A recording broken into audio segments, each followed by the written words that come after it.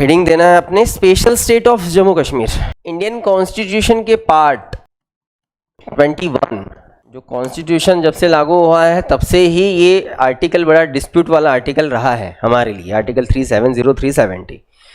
अब सबसे ज़रूरी बात, सबसे इम्पोर्टेंट बात वो ये कि आज जो टॉपिक हम लोग पढ़ रहे हैं special state of Jammu Kashmir, तो आज जम्मू कश्मीर कोई स्पेशल स्टेट रहा नहीं, ये बात सबको पता है।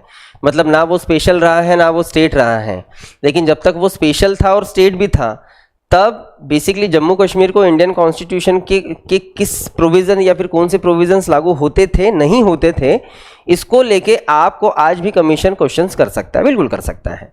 और हमें ये भी समझना ज़रूरी हो जाएगा कि ठीक है, जब हमने उसको स्पेशल स्टेट का वो स्टेटस दिया है तो क्यों दिया था, आज अगर हमने निकाला है तो उसको कैसे निकाला है, किस डायरेक्शन किस रूट से हमने गए उस स्टेटस को निकालने के लिए, ये सारी चीज़ें समझना ज़रूरी हो जाएगा। बहुत सारी चीज़ें छुपी हुई हैं। आज देखिए, जब 2019 में ये डिसीजन लिया गया कि जम्मू कश्मीर अब स्टेट नहीं रहेगा और जम्मू कश्मीर ये फुल एक जिसको हम लोग कहेंगे कि ऐसा रीजन रहेगा जो सेंट्रल गवर्नमेंट के अंडर में रहेगा, तो बेसिकली उस टाइम पे जिन्होंने भी इस बात को अपोज किया वो भले ही ऊपर से ऑफकोर्स जो बीजेपी के या फिर जो मोदी जी के मतलब उनको अपोज करने वाले जो लोग हैं वो तो अपोज ही करेंगे, लेकिन जिन्होंने भी अपोज किया उनके मन में दिल में कहीं ना कहीं ये खुशी होगी कि चलो फाइनली जम्मू कश्मीर ये पूरी तरीके से इन्वॉल्व हो रहा है। तो ये हमारे लिए अच्छी बात ही थी, हमारे लिए अच्छी बात होगी। उनके लिए क्या था क्या नहीं वो सारी चीज़ें हम लोग डिस्कस करने की कोशिश करेंगे, समझने की कोशिश करेंगे। पहले हम लोग ये समझते हैं कि अगर हमने जम्मू कश्मीर को स्पेशल स्टेट दिया था तो उसके पीछे का क्या रीज़न था, उसका हिस्टोरिकल बैकग्राउंड क्या था, उसे हम लोग समझने की कोशिश करेंगे। देख, 1947 को जब इंडिया और पाकिस्तान दोनों देश अलग भी हुए और दोनों जो है वो फ्री भी हुए ब्रिटिश रूल से, तो उस टाइम पे देश की हालात क्या थी। मतलब अगर हम लोग ओवरऑल इंडिया की बात भी करें तो इंडिया में उस टाइम पे टोटल जितने प्रिंसली स्टेट्स थे, वैसे हमने इसके पहले इस बात को देखा है कि हमारा पूरा देश पहले तो पूरा का पूरा प्रिंसली स्टेट से ही भरा हुआ था। मतलब भोपाल के नवाब हैं, वहाँ कोल्हापुर के छत्रपति हैं, वहाँ जम्मू कश्मीर के महाराज हैं, वहाँ हैदराबाद के नवाब हैं, तो यहाँ पे राजों महाराजों की तो कोई कमी नहीं थी। और ऐसे छोटे बड़े अगर हम लोग प्रिंसली स्टेट्स निकाले तो उनका नंबर 552 था।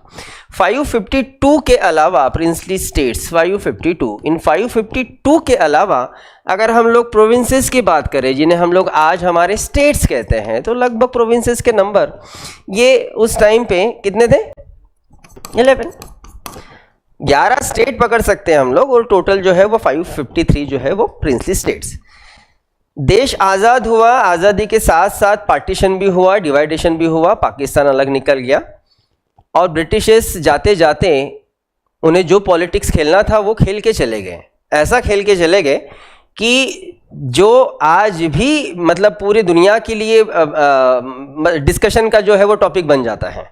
मामला यही था कि ब्रिटिशर्स जब गए तो प्रिंसली स्टेट के लिए उन्होंने रूल बना के वो गए थे कि प्रिंसली स्टेट्स ये सोवेरियन है अपने डिसीजन लेने के लिए कि बेसिकली उन्हें कहाँ रहना है।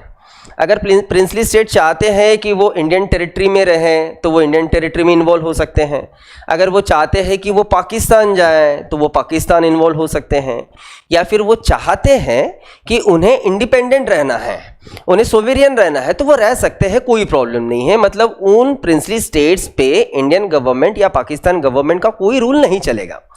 तो आप सोचो कि ये तो परिस्थिति ऐसी थी, ये सिचुएशन ऐसी थी कि 552 में से तो लगभग पूरे के पूरे प्रिंसली स्टेट्स यही चाहेंगे भाई कि वो फ्री रहे, वो क्यों जाएंगे किसी गवर्नमेंट के अंडर में। मतलब अगर हम लोग पहले देखें तो पहले वैसे भी वो फ्री थे, अब ब्रिटिश रूल में वो ब्रिटिश गवर्नमेंट के अंडर थे। अब जब उन्हें चांस मिल रहा है तो कोशिश तो पूरी रहेंगी कि वो किसी भी गवर्नमेंट के अंडर में ना रहें। लेकिन इसके बावजूद हमारे जो उस टाइम पे प्रिंसली स्टेट डिपार्टमेंट के जो चेयरमैन थे सरदार वल्लभ भाई पटेल, उन्होंने इसको लेके बहुत अच्छा काम किया। ये जो 552 जो हमें प्रिंसली स्टेट्स दिख रहे हैं उसमें से 549 ऐसे प्रिंसली स्टेट्स को उन्होंने ज़बरदस्ती, मतलब प्यार से जहाँ पे बात हुई वहाँ प्यार से, जहाँ पे प्यार से बात नहीं होती है वहाँ धमकी देके उन स्टेट्स को, उन प्रिंसली स्टेट्स को हमने इंडियन टेरिटरी में इन्वॉल्व करने का पूरा कोशिश किया और हो भी गया। लेकिन प्रॉब्लम था 3 प्रिंसली स्टेट्स का जो लास्ट तक अपने बात पे बिल्कुल अड़े रहे कि भाई कुछ भी हो जाए, ना हमें इंडिया में रहना है ना हमें पाकिस्तान जाना है, हमें एकदम इंडिपेंडेंट रहना है, हम किसी भी गवर्नमेंट के अंडर में नहीं रहेंगे। और ये जो 3 प्रिंसली स्टेट्स थे उसमें से एक तो था हैदराबाद, इसके अलावा था आपका जूनागढ़ और इसके अलावा था जम्मू कश्मीर।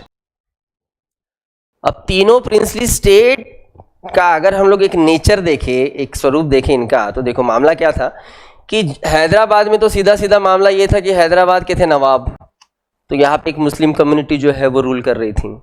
जूनागढ़ की भी बात करें तो जूनागढ़ में भी नवाब ही थे, तो यहाँ पे भी जो है वो महाबत खान था। अगर हम लोग बात करें यहाँ मीर उस्मान अली वो था हैदराबाद का नवाब। तो यहाँ तो ठीक है मुस्लिम कम्युनिटी थी, लेकिन जम्मू कश्मीर का पूरा स्टोरी अलग था। जम्मू कश्मीर का मामला यह था कि जम्मू कश्मीर का पॉपुलेशन में से, टोटल पॉपुलेशन में से 75% ऑफ पॉपुलेशन ये मुस्लिम थी, लेकिन जो किंग थे वो थे हिंदू, और वो थे किंग राजा हरि सिंह। और तीनों के, जिसको हम लोग कहेंगे कि एटीट्यूड जो था वो सेम था, वही कि हमें ना पाकिस्तान जाना है, हमें ना इंडिया में रहना है, हमें इंडिपेंडेंट रहना है। अब हैदराबाद और जूनागढ़ का बहुत इशू नहीं था। अब वो इशू इसलिए नहीं था ना, मतलब क्यों नहीं था उसे हम लोग समझने की कोशिश करते हैं। बैरिस्टर जिन्ना ने जिस पाकिस्तान का सपना देखा था, उस पाकिस्तान में Sindh, Balochistan, Jammu Kashmir, east Bengal and west Punjab, ये एरिया पकड़ के वो पाकिस्तान चाहता था।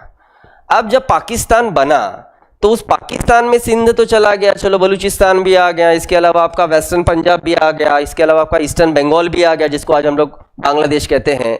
लेकिन जम्मू कश्मीर ने पाकिस्तान जाने के लिए सीधा सीधा मना कर दिया। तो जम्मू कश्मीर अब पाकिस्तान में है नहीं, और जिन्ना चाहता था कि किसी भी हालात में जम्मू कश्मीर ये हमारा एरिया रहे। तो इसी कारण बिल्कुल यहाँ आज़ादी मिली हमें अगस्त 1947 में, और बिल्कुल 2 महीने बाद अक्टूबर 1947 में कश्मीर को लेके, जम्मू कश्मीर को लेके हेवी टेंशन्स जो है वो शुरू हो गए, क्योंकि जिन्ना जैसे चाहता था कि भाई पाकिस्तान हमारा एरिया, अपना जम्मू कश्मीर हमारा एरिया रहे।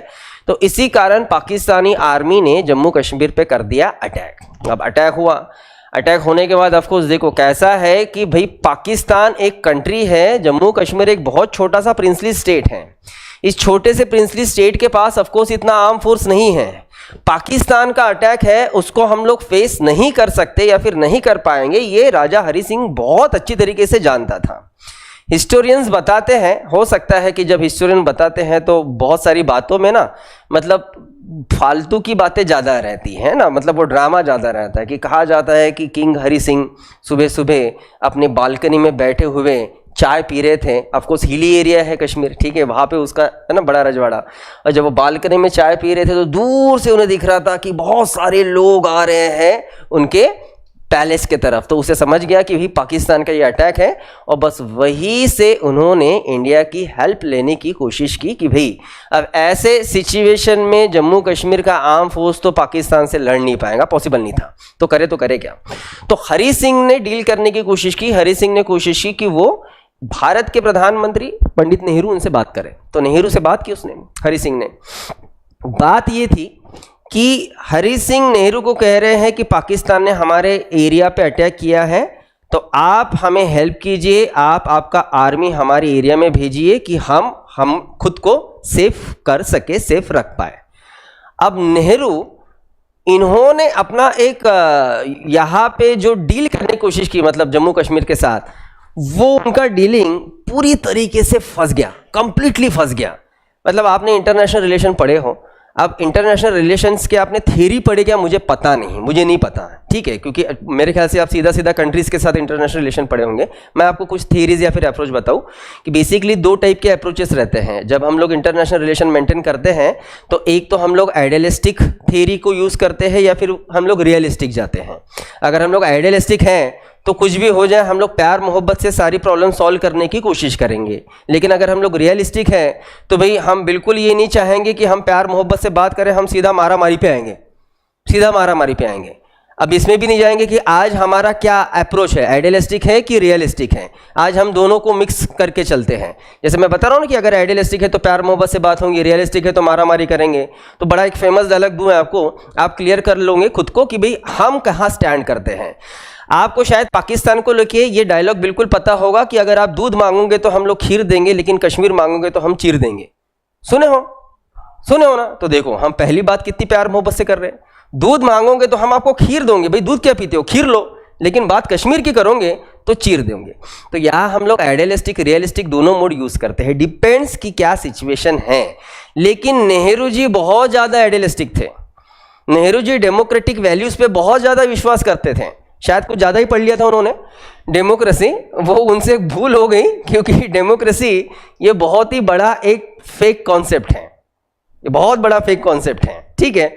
एनीवेज उसमें नहीं जाएंगे हम लोग, लेकिन उनके जो फेथ था डेमोक्रेटिक वैल्यूज पे, तो उन्होंने उस रास्ते से चलने की कोशिश की, और यही एक बात गड़बड़ा गई। वो ऐसे कि जब हरि सिंह हमें हेल्प मांग रहा है तो नेहरू ने उन्हें मतलब उनके सामने ये अपनी बात रखी कि भाई इंटरनेशनल नॉर्म के तहत हम आपको कोई हेल्प नहीं कर सकते हैं। क्यों? क्योंकि जम्मू कश्मीर इंडिया का पार्ट नहीं है, और अगर पार्टी नहीं है तो हम हमारे आर्म फोर्स को आपके एरिया में कैसे भेजें। अब आप सोचिए ना कि अगर म्यांमार पे चाइना ने अटैक कर दिया और म्यांमार हमें हेल्प मांग रहा है, तो हम हमारे आर्मी को थोड़ी भेज सकते हैं, इंटरनेशनल नॉर्म्स में ये सारी चीज़ें नहीं बैठती। तो वैसे ही हम लोग कश्मीर नहीं भेज सकते थे। तो इसलिए नेहरू जी ने अपना प्रपोजल रखा कि भाई एक काम कीजिए, आप इंडिया में इन्वॉल्व हो जाइए, अगर आप खुद को मर्ज करते हो इंडिया में तो आपका एरिया बेसिकली हमारा स्टेट रहेगा, और हमारे स्टेट का रिस्पॉन्सिबिलिटी हमारा ही रहेगा, तो हम आपको बिल्कुल हेल्प कर पाएंगे, हम आपको बचा पाएंगे। लेकिन किसी भी हालत में हरि सिंह नहीं चाहते थे कि वो इंडिया में आए। पहली बात, ये जम्मू कश्मीर के लोगों का ये बहुत पुरानी सोच है कि हमें फ्री रहना है, बहुत पुरानी सोच है, मतलब मैं आपको नया कुछ नहीं बता रहा हूँ। आज जो प्रॉब्लम्स है जम्मू कश्मीर में वो अलग है, उसमें भी हम लोग डिस्कशन करेंगे बाद में। लेकिन वो पहले से ये चाहते थे कि भाई हमें किसी ना बड़े सेंट्रल गवर्नमेंट के अंडर में नहीं रहना है, हमारा खुद का एक कल्चर है, हमारा खुद का एक टेरिटरी है, हमारा खुद का एक रीजन है, हमारा खुद का एक इन्वायरमेंट है, हम वहां पे रहेंगे, सोवेरियन रहेंगे। अब हरि सिंह अपने बातों पे अड़ा हुआ है कि नहीं भाई हम इन्वॉल्व नहीं हो सकते, लेकिन नेहरू भी अड़े हुए हैं कि हम आपको कोई हेल्प नहीं कर सकते। फिर आपकी इच्छा, आपको पाकिस्तान के गले में जाना है तो आप जाके पढ़ सकते हो, हम क्या कर सकते हैं। अब यहाँ हरि सिंह फंस गया, उसे पता था कि अगर इंडिया ने हेल्प नहीं किया तो शायद हमें पाकिस्तान जो है वो निगल लेगा। इसी कारण हरि सिंह ने एक अपनी बीच का रास्ता उसने निकालने की कोशिश की, एक अपनी बात रखी कि भाई चलो मानते हैं कि हम इंडिया में इन्वॉल्व हो जाएंगे, लेकिन हम एक ट्रीटी करेंगे, जिस ट्रीटी के द्वारा हम क्लियर करेंगे कि जम्मू कश्मीर का कौन सा पार्ट या फिर जम्मू कश्मीर के कौन से राइट्स ये इंडियन सेंट्रल गवर्नमेंट के बीच आ पाएंगे और कौन सा नहीं आ पाएंगे। हम स्टेट होने के लिए रेडी हैं, लेकिन हम फुल स्टेट होने के लिए रेडी नहीं हैं। हम स्टेट होने के लिए रेडी हैं, लेकिन हम एक ऐसा स्टेट होने के लिए रेडी है जिसे कुछ अलग प्रोविजंस आपके तरफ से मिले, मतलब हमें कुछ आपकी तरफ से स्पेशल मिले। तो ये जो स्पेशल हमारे तरफ से उन्हें मिलने वाला था, इसी कारण हम लोग जम्मू कश्मीर को स्पेशल स्टेट कहते थे। अब ये स्पेशल स्टेट के नाम से क्या मिलने वाला था क्या नहीं, हम उसे समझते हैं, उसको भी देखते हैं। लेकिन जो ट्रीटी होने जा रहा था हरि सिंह और नेहरू इनके बीच में, बेसिकली ये तीन बातों पे था, बाकी हम लोग सारी चीजें देखेंगे ही। लेकिन जो मेन फैक्टर्स थे कि जम्मू कश्मीर और इंडियन गवर्नमेंट के बीच में बेसिकली रिलेशंस कैसे रहेंगे, तो तीन बातें यहां हरि सिंह ने जो रखी, उसमें से एक था एक्सटर्नल अफेयर, दूसरा था डिफेंस, और जो तीसरा था वो था कम्युनिकेशन।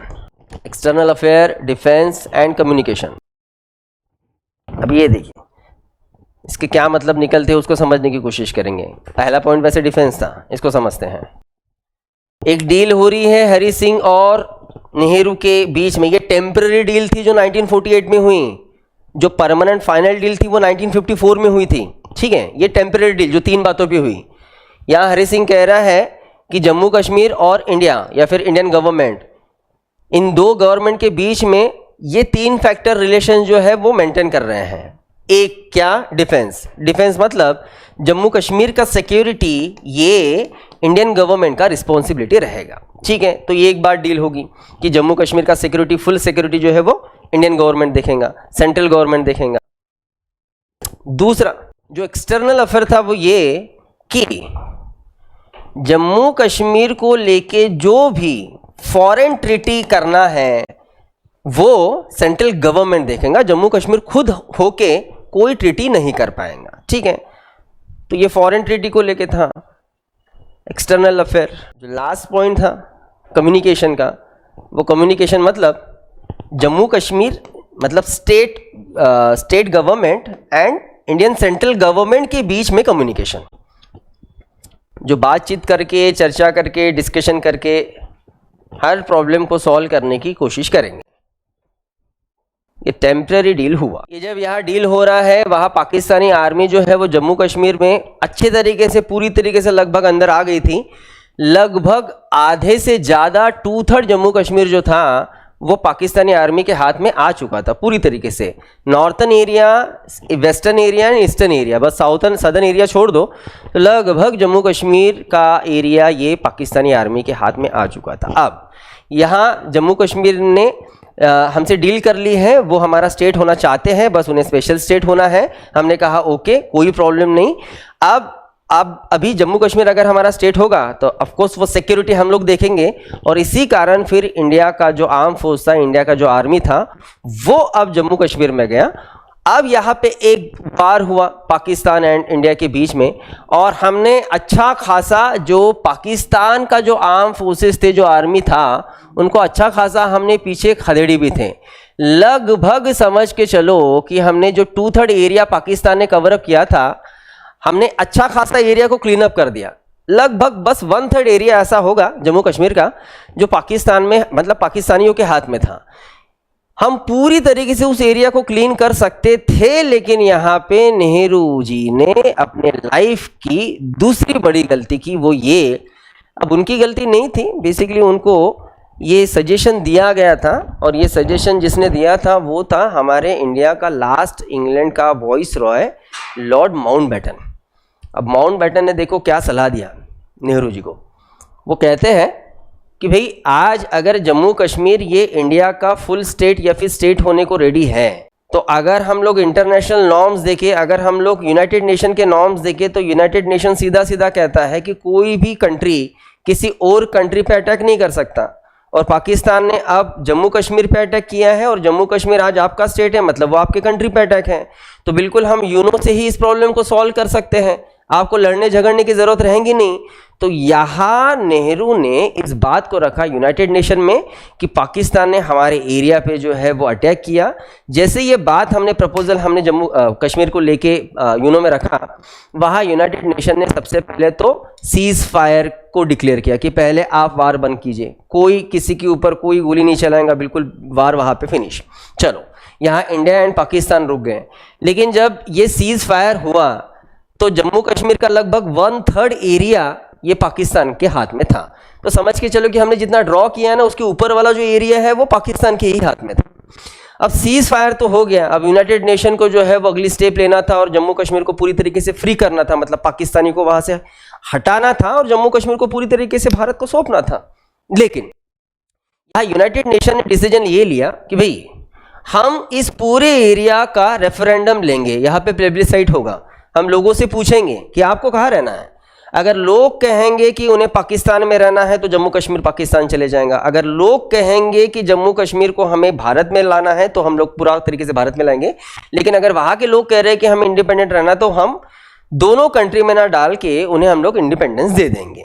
लेकिन ये रेफरेंडम तब होगा जब पाकिस्तानी आर्मी और इंडियन आर्मी इस पूरे रीजन को छोड़ देंगे। अब ये फैसला लगभग 1948-1949 का है, जो आज भी डिस्प्यूट में है। ना आज तक कभी हमने हमारे आर्मी को पीछे किया, ना पाकिस्तानियों ने उनके आर्मी को पीछे किया, और इसी कारण वो जो रेफरेंडम होना था वो आज तक नहीं हुआ। लगभग 2-3 जनरेशन निकल गए होंगे अब तक। तो मतलब हमें जिनको पूछना था उनके पोतों को पूछेंगे हम लोग कि आप बताओ भैया कहाँ रहना है। अगर ऐसा हो भी जाता है, तो अगर हम लोग रेफरेंडम लेते भी है, तो आज तक हमने उस रेफरेंडम को नहीं लिया, और इसी कारण जम्मू कश्मीर का आज भी कुछ एरिया अनऑफिशियली ये पाकिस्तान के हाथ में है, और उसी एरिया को हम लोग कहते हैं POK, पाक ऑक्युपाइड कश्मीर। और जो इधर वाला एरिया है उस एरिया को हम लोग कहते हैं अक्साई चीन, चाइना। अब वो चाइना के हाथ में है, चाइना के हाथ में पहले से नहीं था, इन गरीबों ने दे दिया गिफ्ट। ये पता होगा शायद आपको कि पाकिस्तान ने खुद गिफ्ट दिया, इनको खुद को खाने को नहीं, ये लोगों को अच्छा इनको तो फोकट में मिला है ना, तो इन्होंने दे दिया चाइना को उसको गिफ्ट के द्वारा।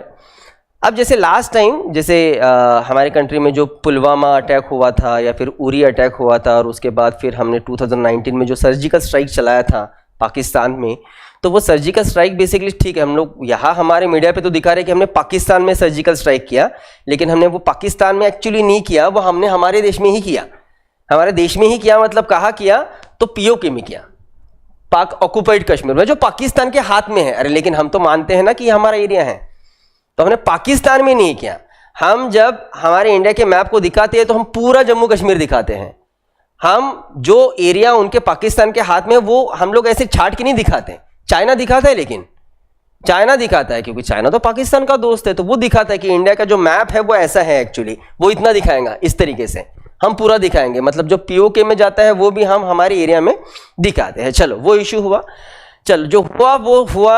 एटलीस्ट 2/3 आपका जम्मू कश्मीर जो है वो इंडिया में रहा, लेकिन उसे हमने स्पेशल स्टेट का एक स्टेटस दे दिए। अब ये सब बातें तब हो रही है जब इंडिया का कॉन्स्टिट्यूशन बन रहा है। इंडियन कॉन्स्टिट्यूशन के चीफ ड्राफ्ट मैन जिसे हम लोग कहेंगे, या फिर जिनको हम लोग कहेंगे कि जिन्होंने इंडियन कॉन्स्टिट्यूशन को खड़ा किया है, doctor Bhimrao Ambedkar, drafting committee के चेयरमैन। तो नेहरू जी ने अंबेडकर जी को कहा कि भाई हमें मामला ये है कि जम्मू कश्मीर खुद को कह रहा है कि उन्हें चाहिए स्पेशल स्टेट, तो स्पेशल स्टेट के द्वारा जो है वो इंडियन कॉन्स्टिट्यूशन के प्रोविजंस उन्हें लगेंगे नहीं, तो हमें जम्मू कश्मीर का एक अलग कॉन्स्टिट्यूशन बनाना पड़ेगा। तो हम अपना बना ही रहे हैं, तो हाथों हाथ हम जम्मू कश्मीर का भी बना लेते हैं। तो यहाँ पे डॉक्टर अंबेडकर ने सीधा सीधा मना किया था। उनका कहना ये था कि हम जो कॉन्स्टिट्यूशन लिख रहे हैं उस कॉन्स्टिट्यूशन को हमने जो स्ट्रक्चर दिया है वो स्ट्रक्चर है फेडरलिज्म, और फेडरलिज्म के स्ट्रक्चर में, सोवेरेनिटी के स्ट्रक्चर में, एक सिंगल कॉन्स्टिट्यूशन के स्ट्रक्चर में हम लोग और किसी स्टेट का कॉन्स्टिट्यूशन बनाए, ये बिल्कुल भाई मतलब कहीं बात जमेंगे नहीं। तो उन्होंने तो उस कॉन्स्टिट्यूशन को लिखने के लिए मना कर दिया। जम्मू कश्मीर के लिए फिर अलग कॉन्स्टिट्यूएंट असेंबली बना, और अलग कॉन्स्टिट्यूएंट असेंबली के जो इलेक्शंस होके उनके जो लीडर्स थे वो चुन के आ गए, और फिर उन्होंने अपने कॉन्स्टिट्यूशन को बनाने की कोशिश की। आप यकीन मानिए जम्मू कश्मीर का कॉन्स्टिट्यूशन बनाने की शुरुआत लगभग 1950 से हुई, जो कॉन्स्टिट्यूशन बनते बनते 1956 आया। और जम्मू कश्मीर का कॉन्स्टिट्यूशन जो सेपरेट कॉन्स्टिट्यूशन था, जो जम्मू कश्मीर को ही लागू होने वाला था, वो लागू हुआ है जम्मू कश्मीर को 26 जनवरी 1957। हम कहते हैं कि भाई देश का संविधान, भारत का संविधान बनने के लिए 2 साल 11 महीने 18 दिन लगे। आप जम्मू कश्मीर का कॉन्स्टिट्यूशन देख लो, 6 साल लगा रहे हैं छोटा सा कॉन्स्टिट्यूशन बनाने के लिए। तो इनका एक सेपरेट कॉन्स्टिट्यूशन था, लेकिन उनके सेपरेट कॉन्स्टिट्यूशन के अलावा हमने हमारे इंडियन कॉन्स्टिट्यूशन में भी एक प्रोविज़न डाला है, और वो था आर्टिकल 370 जो आर्टिकल 370 जम्मू कश्मीर को स्पेशल स्टेट का स्टेटस देता था। अब ये जो स्पेशल स्टेट था उसके चलते जम्मू कश्मीर को क्या मिलता था क्या नहीं मिलता था उसको समझने की कोशिश करेंगे। लेकिन जिसको कहेंगे कि जैसे 1950 से लेके 2019 तक जम्मू कश्मीर ये स्पेशल स्टेट था। 2019 को क्या हुआ वो समझना ज़रूरी हो जाएगा। पहले चलो वो ही देख लेते, उसके बाद हम लोग देखेंगे कि जब तक ये स्पेशल स्टेट था तब कौन से प्रोविज़न इंडियन कॉन्स्टिट्यूशन के लागू होते थे, कौन से नहीं होते थे, वो बाद की बात है। पहले हम लोग ये देखते हैं कि इसका स्पेशल स्टेट का किस तरीके से हमने जो स्टेटस है वो निकाला। जब कॉन्स्टिट्यूशन लागू हुआ तो जम्मू कश्मीर को article number 1 and article number 370 ये दोनों आर्टिकल एक साथ लागू होते थे। अब दोनों आर्टिकल के मीनिंग हम लोग फिर से समझने की कोशिश करते हैं। आर्टिकल नंबर 1 में क्या है, वैसे आपको क्या याद आ रहा है? States and union territory of India. हमारे पूरे 28 स्टेट्स एंड 8 यूनियन टेरिटरी का लिस्ट है ना, तो अगर एक आर्टिकल 1 उनको लागू होता है तो ये क्लियर है कि जम्मू कश्मीर ये हमारे स्टेट हैं, लेकिन एक के साथ साथ उन्हें आर्टिकल 370 भी लागू होता था। इसका मतलब कि जम्मू कश्मीर स्टेट तो है लेकिन वो स्पेशल स्टेट है। ठीक है, अब दूसरी ज़रूरी बात कि ये जो आर्टिकल 370 है, अगर हम लोग आज भी मेन कॉन्स्टिट्यूशन को देखें इसके अलावा अगर आप जम्मू कश्मीर स्पेशल स्टेट ये टॉपिक लक्ष्मीकांत सर इनके बुक में भी अगर अच्छे से पढ़ो तो उन्होंने भी इस चीज़ को मेंशन किया है। आपको कॉन्स्टिट्यूशन मेन ओरिजिनल कॉन्स्टिट्यूशन में भी एक चीज़ दिखेंगी कि वहाँ बहुत क्लियरली कहा गया है कि आर्टिकल 370 ये एक टेम्पररी प्रोविज़न है। अब ये एक टेम्पररी प्रोविज़न है तो बेसिकली ये टेम्पररी प्रोविज़न क्यों और कैसे, ये तो मैं आपको कॉन्स्टिट्यूशनल लैंग्वेज में बता रहा हूँ। उसके अलावा मैं आपको सिंपल लैंग्वेज में कुछ बताऊँ तो आर्टिकल 370 क्या था, तो article 370 India and Jammu Kashmir को जोड़ने वाला एक पुल था, एक पुल। और मामला ये है कि अगर आर्टिकल 370 को रिवोक कर दिया जाए, अगर उसको रिपील कर दिया जाए तो जम्मू कश्मीर और इंडिया जो है वो एक दूसरे से अलग हो जाएंगे। पहले इसको समझो, ये जो कहा जा रहा है ना टेम्पररी प्रोविज़न, इसका मीनिंग हम लोग समझते हैं। कॉन्स्टिट्यूशन ये कहता है कि आर्टिकल 370 एक टेम्पररी प्रोविज़न है जो कभी भी कॉन्स्टिट्यूशन से हटाया जा सकता है, इसको अच्छे से समझ लीजिए। लेकिन इसका मतलब ये निकलता है, पहले तो आप ये समझिए कि इसको हटाया कैसे जा सकता है, पहले उसे हम लोग समझते हैं। फिर से एक बार, आर्टिकल 370 एक टेम्पररी प्रोविज़न है और उस टेम्पररी प्रोविज़न को कभी भी हटाया जा सकता है, लेकिन अगर इसे हटाना हो तो हम किस तरीके से, किस रूट से इसे हटा सकते हैं। अब आर्टिकल 370 है तो आर्टिकल है, आर्टिकल को हटाना है तो हमें उसके लिए क्या करना पड़ेगा, अमेंडमेंट। अमेंडमेंट कहाँ होता है, पार्लियामेंट में, और पार्लियामेंट में होता है तो यहाँ पे इंडियन पार्लियामेंट का रोल ज़रूरी है, ठीक है। तो बेसिकली इंडियन पार्लियामेंट ही आर्टिकल 370 को हटा सकता है, ये एक ज़रूरी बात। आर्टिकल 370 को हटाना ये सिर्फ और सिर्फ इंडियन गवर्नमेंट, इंडियन पार्लियामेंट ही कर सकता है, लेकिन एक तरफा राइट पार्लियामेंट को नहीं था। ये प्रोविज़न ऐसे जाती है कि भले ही आर्टिकल 370 ये इंडियन कॉन्स्टिट्यूशन का पार्ट है, इसके लिए अमेंडमेंट करना पड़ेगा और अमेंडमेंट पार्लियामेंट ही कर सकता है, लेकिन इस किए हुए अमेंडमेंट को जम्मू कश्मीर के लेजिस्लेचर का असेंट मिलना जरूरी। अगर यह पार्लियामेंट अमेंडमेंट करता है, 370 को रिपील करता है, और अगर उसे जम्मू कश्मीर लेजिस्लेचर ये अगर असेंट देता है, अगर हामी भरता है, तो आर्टिकल 370 आर्टिकल ये कॉन्स्टिट्यूशन से हट जाएगा, और जिस दिन वो हटेगा जम्मू कश्मीर ये इंडिया का पार्ट नहीं रहेगा। इसका मतलब ये निकलता था टेम्पररी प्रोविज़न, ये जोड़ने वाला प्रोविज़न था इंडिया और जम्मू कश्मीर इन दोनों को। अब ये जो नेहरू जी थे, इन्होंने यही सोचा कि ठीक है, हरी सिंह जिद कर रहे हैं कि नहीं ठीक, हमें स्पेशल स्टेट दीजिए, तो आर्टिकल 370 डाल दिया, एक पुल बना दिया हमने। नेहरू ये सोच रहे थे कि चलो ठीक है, कल नहीं तो परसों कभी ना कभी हम पूरी तरीके से जम्मू कश्मीर को भारत में इन्वॉल्व कर लेंगे। लेकिन 1950 से लेके तो 2019 तक ये जो पुल दिख रहा है छोटा सा, ये पुल एक बड़ी खाई, एक बड़ी वैली में तब्दील हो चुका था। जम्मू कश्मीर और भारत के बीच में इतने तनाव थे, इतने डिस्प्यूट्स, इतने क्लैशेस थे कि दोनों जो स्टेट कहो या फिर ऑथोरिटी कहो या फिर रीजन्स कहो, ये एक दूसरे में इन्वॉल्व हो गए, ये बहुत इम्पॉसिबल था। लेकिन अब देखो मामला ये है, 370 को हटाना है, पार्लियामेंट हटाएगा, पार्लियामेंट हटाएगा, जम्मू कश्मीर के लेजिस्लेचर का असेंट मिलेगा, तब जाके ही हट सकता है। लेकिन 2019 में जो हुआ वो भाई सबको मतलब सरप्राइज करने वाला था कि देखो ये हटा कैसे। जैसे देखो ना, 2019 को 370 हट भी गया, लेकिन उसी के साथ साथ जम्मू कश्मीर इंडिया से नहीं हटा, तो जम्मू कश्मीर पूरी तरीके से इंडिया में इन्वॉल्व हो गया, और स्टेट के द्वारे नहीं, तो आज तो वो यूनियन टेरिटरी है। मतलब आप सोचो कि हमने क्या किए, मतलब उसका स्पेशल निकाल दिए, उसका स्टेट भी निकाल दिए, उसको हमने यूनियन टेरिटरी बना दिया। यूनियन टेरिटरी का मीनिंग अगर आप लोग अच्छे से समझना चाहो, हम लोग पढ़ने वाले अभी नेक्स्ट वीक में देखेंगे, इसी वीक में देखेंगे। यूनियन टेरिटरी मतलब ऐसा टेरिटरी जिस टेरिटरी पे पूरे पावर्स, पूरा ऑथोरिटी ये सेंट्रल का रहता है। मतलब अब तक ये स्टेट था तो एटलीस्ट सोवेरियन था, जैसे महाराष्ट्र स्टेट सोवेरियन है, दिल्ली यूनियन टेरिटरी है, सोवेरियन नहीं है।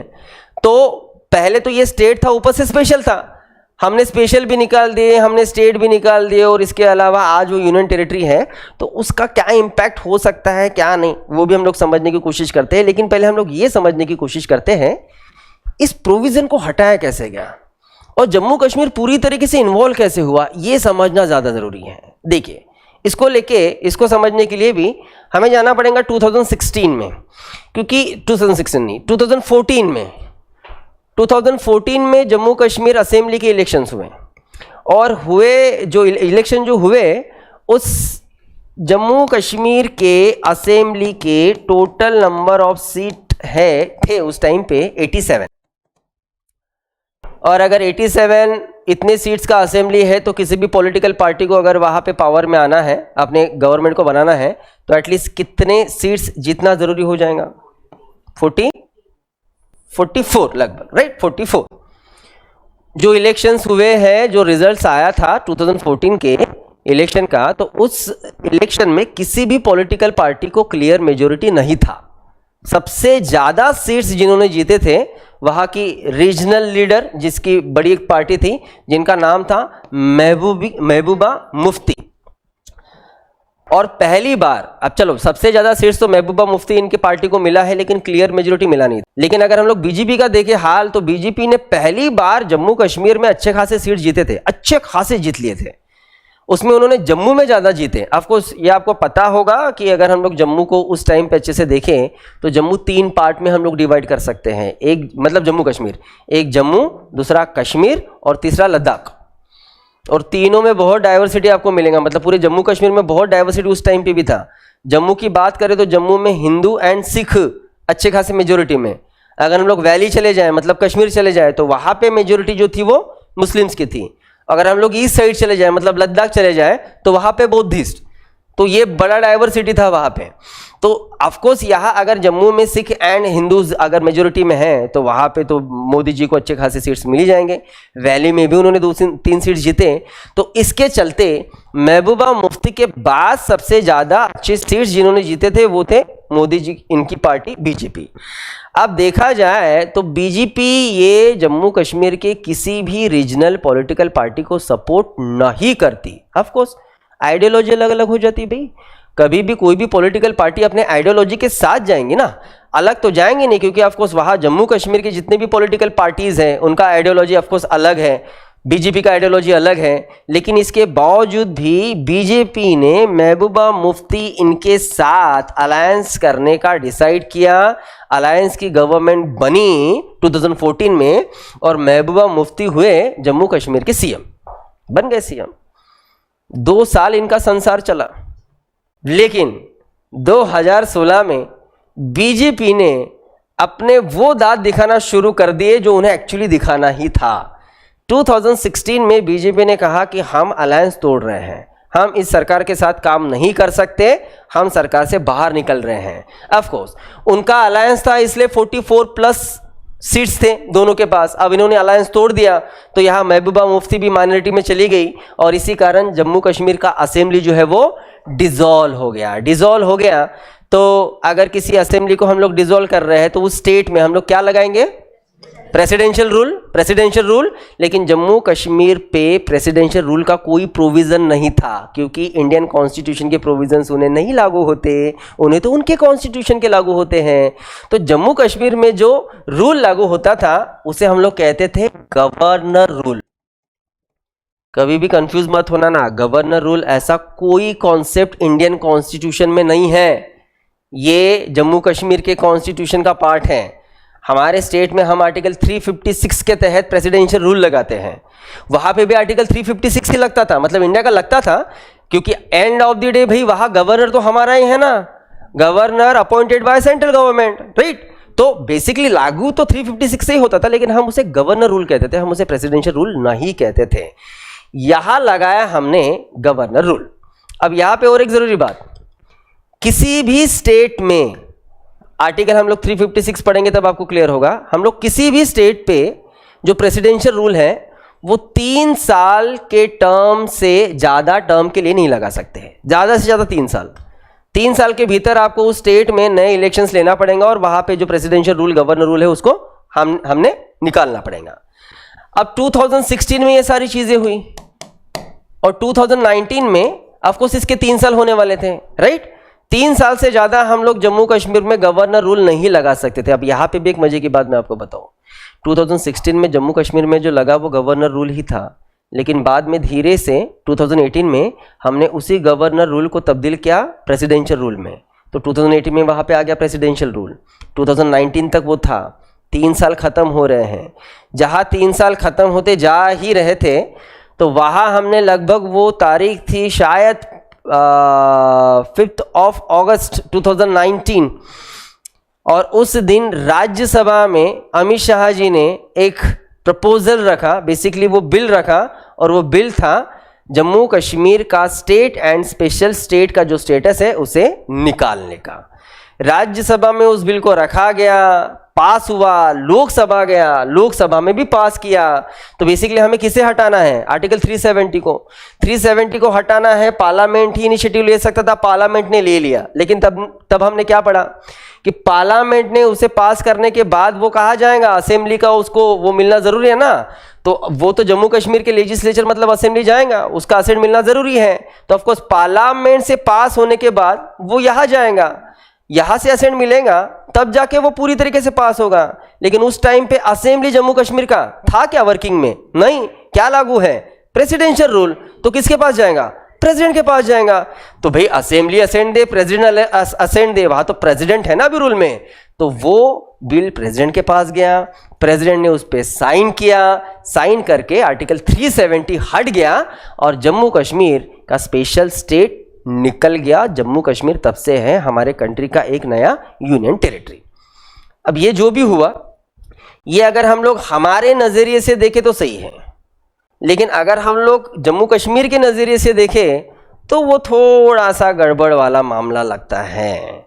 मतलब ऐसा तो नहीं हुआ कि हमने उस पागल प्यार करने वाला जो बंदा रहता है, जिसको किसी से बहुत ज़्यादा प्यार है और वो किसी भी हालत में वो मुझे चाहिए, इसलिए वो उस लड़की को भागा के ले जा रहा है।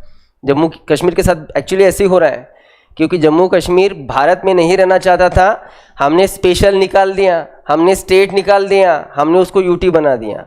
मतलब कभी कभी जम्मू कश्मीर को देख के मुझे ऐसा लगता है कि हालत ऐसी हुई कि जम्मू कश्मीर एक छोटा सा बच्चा था, हम एक बड़े, और हम चाहते थे कि जम्मू कश्मीर को हम लोग अडेप्ट करें, लेकिन जम्मू कश्मीर चाहता था कि नहीं, मैं फ्री रहना चाहता हूँ, मैं मतलब मुझे पेरेंट की ज़रूरत नहीं है। लेकिन हम कह रहे कि बेटा आप आओ, तो आप जो बोलोगे हम आपको देने के लिए तैयार है, आपको सेपरेट रूम मिलेगा, आपके किसी भी कोई भी डिसीजन में हमारा कोई इंटरफेयर नहीं रहेगा, आपको जैसे जीना है आप जिए, बस मुझे आपका पेरेंट होना है। हमने कहा, मतलब जम्मू कश्मीर ने कहा, मतलब वो बच्चे ने कहा कि ठीक है ले लो मुझे गोद। हमने गोद ले लिया, गोद लेके उसको बड़ा कर दिया, और बड़ा होने के बाद हम उसे अब एक रूम में बंद करके उसको लॉक कर रहे हैं और कह रहे हैं कि बेटा आपकी आज़ादी यहाँ से ख़त्म हो गई। जम्मू कश्मीर के साथ एक्चुअली ऐसे ही हुआ। ये मेरा नज़रिया है देखने का। एंड ऑफ द डे जो हुआ वो हमारे लिए अच्छा हुआ, क्योंकि जम्मू कश्मीर ये पूरी तरीके से हमारे कंट्री में आ गया। लेकिन आप सोचो उन लोगों के बारे में जहाँ पे बात ये हो गई कि जब जम्मू कश्मीर पूरी तरीके से मर्ज किया गया तो जम्मू कश्मीर का पूरा इंटरनेट बंद था। इसके अलावा जम्मू कश्मीर से बाहर कोई निकल नहीं सकता था, पूरा ट्रांसपोर्टिंग बंद कर दिया था, एयरवेज, इसके अलावा आपके रोडवेज सब बंद थे। जम्मू कश्मीर के बाहर के स्टेट से कोई भी बंदा जम्मू कश्मीर नहीं जा सकता था। यहाँ से एक भी रिपोर्टर जम्मू कश्मीर नहीं जा सकता था, सबको रिस्ट्रिक्शंस थे। वहाँ से कोई भी पर्सन जम्मू कश्मीर के बाहर नहीं निकल सकता था। वहाँ का इंटरनेट बंद। आपके साथ अगर ऐसा हो जाए कि आप स्टेट के बाहर नहीं निकल सकते हो, आपका इंटरनेट बंद है, तो आप सोचो कि आप कैसे जियोगे। अब ये 15-20 दिन वाला तो मामला नहीं था, लगभग ये सिलसिला 6 महीने चला, 6 से 8 महीने चला। आप जम्मू कश्मीर में एजुकेशन सेक्टर अगर हम लोग देखें तो वो बहुत ज़्यादा डेवलप नहीं है। जम्मू कश्मीर के बच्चे बेंगलोर, हैदराबाद, दिल्ली, बॉम्बे में जाके पढ़ते हैं। आप सोचिए कि किसी को एडमिशन के लिए हैदराबाद जाना है, वो जा ही नहीं सकते क्योंकि रोडवेज बंद हैं। चलो नहीं जा सकते तो शायद ऑनलाइन फॉर्म भर ले, इंटरनेट काम नहीं कर रहा है। पूरी तरीके से वहाँ पे जो लोग थे वो परेशान हो गए थे। और वहाँ पे लगभग 22 आवर्स का कर्फ्यू चलता था। कर्फ्यू 2 बार खुलता था, सुबह 1 घंटे के लिए, शाम को 1 घंटे के लिए। वो भी इसलिए 1 घंटे के लिए बाहर निकलो, सब्जी लो, 1 घंटा है, उससे ज़्यादा नहीं। 7 से 8 कर्फ्यू खुलेगा, 8 बजे फिर से कर्फ्यू लगेगा, फिर से शाम के 7 बजे तक कर्फ्यू चलेगा। ये हालात थे। जम्मू कश्मीर उस तरीके से जिया है। जब लगभग 8 महीने बाद जम्मू कश्मीर के स्कूल्स खोले गए, क्योंकि कर्फ्यू हट गया था पूरी तरीके से, जब स्कूल खोले गए तब रिपोर्टिंग हुई थी पहली बार अच्छी तरीके से। तो फिर पता चल रहा है कि फर्स्ट डे का अटेंडेंस जो था स्कूल का, वो टोटल स्टूडेंट्स के हार्डली 20% था। तो ये एक टाइप का ना अपोज था, जो हुआ है जम्मू कश्मीर के साथ। अब मामला ये है कि अगर जम्मू कश्मीर को, अब चलो ठीक है, हमने तो भाई जिसको कहते हैं कि हम भगा के तो ले आए जम्मू कश्मीर को, अब मामला यही है, अब हमारा रिस्पॉन्सिबिलिटी ये है कि हम उसे खुश रखें कि एटलीस्ट वो यहाँ से सामने जम्मू कश्मीर हमारे साथ रह सके। तो इसी के लिए ना एक ही रास्ता है, एक रास्ता ये है कि आप जल्द से जल्द असेंबली के इलेक्शंस वहाँ पे ले लो, क्योंकि वहाँ पे असेंबली है, और वहाँ के जो रीजनल पॉलिटिकल पार्टीज़ है उनके साथ अच्छे रिलेशंस रखो। यही हमारे पास ऑप्शन है, और कोई ऑप्शन नहीं है। हम वहाँ, क्योंकि देखो कहाँ क्या है कि वहाँ के लोकल लोगों को कनेक्ट करने का काम वहाँ के पॉलिटिकल पार्टीज़ का है। अगर वो वहाँ के लोगों के दिलो दिमाग में और हमारे देश को लेके या फिर गवर्नमेंट को लेके अगर नफरत फैलाएंगी तो सामने रिवोल्ट ही होने वाला है और कुछ होने वाला नहीं है। तो हम जितना कनेक्टिविटी रखेंगे वहाँ के रीजनल पॉलिटिकल पार्टी से, असेंबलीज के इलेक्शंस लेंगे, उन्हीं के सरकारें आने दो, अच्छी बात है, क्योंकि एंड ऑफ द डे है तो यूटी ही चलेगा, तो सब दिल्ली से ही। लेकिन वहाँ के रीजनल पार्टीज अगर आते हैं वहाँ पे तो वो ज़्यादा बेटर रहेगा कि एटलीस्ट हम उन्हें भरोसा दिला पाएंगे कि भाई आपको आज भी हम लोग इंडिपेंडेंस दे रहे हैं। तो जम्मू कश्मीर को इस तरीके से हमने इन्वॉल्व किया। लेकिन जब तक जम्मू कश्मीर ये स्पेशल स्टेट था तब तक जम्मू कश्मीर को इंडियन कॉन्स्टिट्यूशन के कौन से प्रोविजंस लागू होते थे और कौन से नहीं होते थे उसे समझना ज़रूरी है। तो चलो वन बाय वन देखते हैं कि जम्मू कश्मीर को कौन से प्रोविजंस लागू होते थे और कौन से नहीं होते थे। ऑनलाइन क्लियर है क्या यहाँ तक? जम्मू कश्मीर को लेके तो 1994 को ही बहुत बड़ी प्रॉब्लम हो गई रही थी। मतलब हो सकता था कि जम्मू कश्मीर 1994 को इंडिया से निकल गया रहता और पाकिस्तान में चला गया रहता। क्यों और कैसे? तो शायद मैंने लास्ट टाइम आपको बताया था कि पाकिस्तान ने एक बहुत बड़ा प्रोग्राम इन द सेंस अपना दिमाग चलाया। यूनाइटेड नेशन में वो एक प्रपोजल रखने वाले थे। प्रपोजल ये था कि जम्मू कश्मीर ये मेजॉरिटी से एक मुस्लिम कम्युनिटी का स्टेट है और जिसको लेके पहले से ही भारत और पाकिस्तान में प्रॉब्लम्स हैं। तो वो स्टेट बेसिकली मुस्लिम कम्युनिटी वाले पाकिस्तान में रहे, उसके लिए वो प्रपोजल रखने वाले थे यूनाइटेड नेशन में। लेकिन पाकिस्तान ने प्रपोजल रख दिया और पाकिस्तान कह रहा है इसलिए वो पास थोड़ी होगा। तो देखो उसके पीछे का मामला क्या था। हम लोग लगभग फंस गए थे उस टाइम पे। मामला ये था, यूनाइटेड नेशन के कुछ जो रूल्स है वो रूल्स ये भी बताते हैं कि अगर पाकिस्तान अगर कोई प्रपोजल रख रहा है तो पाकिस्तान एक मुस्लिम कम्युनिटी है, तो जितने भी फिर मुस्लिम स्टेट्स हैं, अगर वो एग्जांपल लेते हैं कि 196 कंट्रीज में से एग्जांपल लेके अगर 50 मुस्लिम कंट्रीज है एग्जांपल, तो ऑफकोर्स सारे के सारे यूनाइटेड नेशन के मेंबर्स हैं। अगर वो 50 जो मुस्लिम कम्युनिटी का ग्रुप है, सारे के सारे 50 कंट्रीज ने अगर जम्मू कश्मीर के फेवर में अगर वोट किया तो फिर जम्मू कश्मीर जाएगा भारत के हाथ से। ये मामला था 1994 में। हम फंस गए भी पूरी तरीके से। हमने यहाँ से हमारे फॉरेन मिनिस्टर को भेजा था ईरान, और ईरान में भेज के, जबकि हमारे फॉरेन मिनिस्टर तब तो हॉस्पिटलाइज थे, लेकिन फिर भी उठाया, भाई ले 2-4 सलाइन और ले ले, जा पहले ईरान। उसको ईरान भेज दिए। ईरान में जाके उसने वहाँ के हेड ऑफ द नेशन से बात किया और हमने उनसे हेल्प ली कि भाई आप हमारे पहले से अच्छे दोस्त हो और आपको आपकी दोस्ती जो है वो अब दिखाना है। अगर आपने यहाँ पे हमसे दोस्ती नहीं दिखाई तो शायद हमारे देश का जम्मू कश्मीर आज हमारे साथ नहीं रहेगा। ऐसे ईरान से हमने बात की। ईरान ने कहा चिंता मत करो भाई, कोई टेंशन लेने की ज़रूरत नहीं है। यूनाइटेड नेशन में हम पाकिस्तान के फेवर में नहीं, हम आपके फेवर में वोट करेंगे। पूरे के पूरे मुस्लिम कम्युनिटी के सारे वोट्स पाकिस्तान के फेवर में गए थे ईरान छोड़ के। ईरान का एक वोट इंडिया के फेवर में आया, तब जाके जम्मू कश्मीर बचा। और इसी कारण ईरान से हमारे अच्छे रिलेशन थे, अब नहीं बचे, क्योंकि अभी मोदी जी ने क्लियर कर दिया। अभी का स्टेटमेंट है उनका, वो सीधा कह रहे हैं कि मैं एकदम क्लियर करता हूँ कि ये जो भी चल रहा है मिडिल ईस्ट में, हम उस प्रॉब्लम में इजराइल के साथ हैं, हम ईरान के साथ नहीं, क्योंकि ईरान एक टेररिस्ट स्टेट है। अब ठीक है, आप साथ नहीं हो, एटलीस्ट ऐसा मत कहो, नहीं तो और रिलेशंस खराब। मैं आपको और एक अच्छी चीज़, आपको वो यूनो बैंक पता है? नहीं सॉरी, यूको बैंक पता है? यूको बैंक लगभग बैंकरप्ट हो चुकी थी, उसको ईरान ने बचाया। ईरान ने यूको बैंक में 70 करोड़ डिपॉजिट रख दिए। उस डिपॉजिट से उसके जितने लाइबिलिटीज थे उन्होंने एडजस्ट किए और यूको बैंक बची भाई। आप सोचो, जबकि उस देश को इतना कुछ लेना देना नहीं था, लेकिन फिर भी पहले से ही उसने अच्छा ही डील किया है इंडिया के साथ। कोई मतलब आज तक कोई बुरी बात नहीं हुई हम उस कंट्री से बात करें तो। लेकिन यहाँ पे हमने हमारा फॉरेन पॉलिसी चेंज किया, हमारा इंटरनेशनल रिलेशन को थोड़ा सा हम लोग अप्रोच चेंज कर रहे हैं। मोदी जी कह रहे हैं कि हम इजराइल के दोस्त हैं, और इस कारण क्योंकि इजराइल और हमारा एजेंडा जो है वो एक है। क्या? तो इजराइल को क्या होना है? इजराइल को बना है ग्रेट इजराइल, और हमें क्या बनना है? विश्व गुरु। एक एजेंडा हुआ, इस कारण हम इजराइल के साथ हैं। उन्होंने अभी क्लियर कर दिया। एनीवेज, चलो हम लोग ये देखेंगे कि जब जम्मू कश्मीर स्पेशल स्टेट था तो जम्मू कश्मीर को कौन सी प्रोविजंस इंडियन कॉन्स्टिट्यूशन के लागू होते थे, नहीं होते थे। ऑफकोर्स कुछ लागू होते थे, कुछ नहीं होते थे। तो जो भी है उसको हम लोग समझने की कोशिश करेंगे।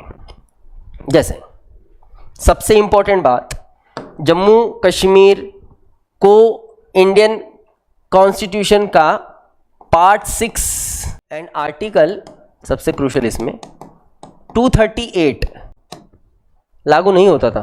6th particle and article 238। Article 238 क्या बताता है, पहले मैं आपको वो समझा दूं। आर्टिकल 238 बताता है एडमिनिस्ट्रेशन ऑफ स्टेट। स्टेट का एडमिनिस्ट्रेशन कैसे चलेगा। तो स्टेट का एडमिनिस्ट्रेशन कैसे चलेगा, वो हमारे कॉन्स्टिट्यूशन के हिसाब से जम्मू कश्मीर का नहीं चलेगा, उनके कॉन्स्टिट्यूशन के हिसाब से चलेगा। और अगर पार्ट 6 की बात करें तो मेरे ख्याल से आपको पार्ट 6 अलग से बताने की ज़रूरत नहीं है। आज हमारे पार्ट 6 में क्या क्या आता है? असेंबली, काउंसिल, सीएम, गवर्नर, ये सारी चीज़ें आती है ना। भाई हमारे सीएम या गवर्नर को लागू होने वाले प्रोविजंस उन्हें लागू नहीं होंगे।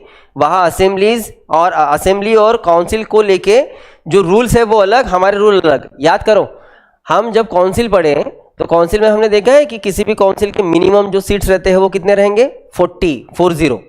लेकिन जम्मू कश्मीर के कितने थे? 36, क्योंकि वो उनके कॉन्स्टिट्यूशन के हिसाब से था। हमारा पार्ट 6 उन्हें लागू नहीं होता था। तो फर्स्ट पार्ट कि part number 6 and article number 238 Jammu Kashmir को लागू नहीं होता था। इसके अलावा ऑल्टरेशन ऑफ बाउंड्रीज, जब हमने इंडियन कॉन्स्टिट्यूशन का पार्ट 1 पढ़ा है और पार्ट 1 में जब हमने देखा है आर्टिकल 2, 3 एंड 4, इन आर्टिकल्स को जब पढ़े तो याद करो आर्टिकल 3।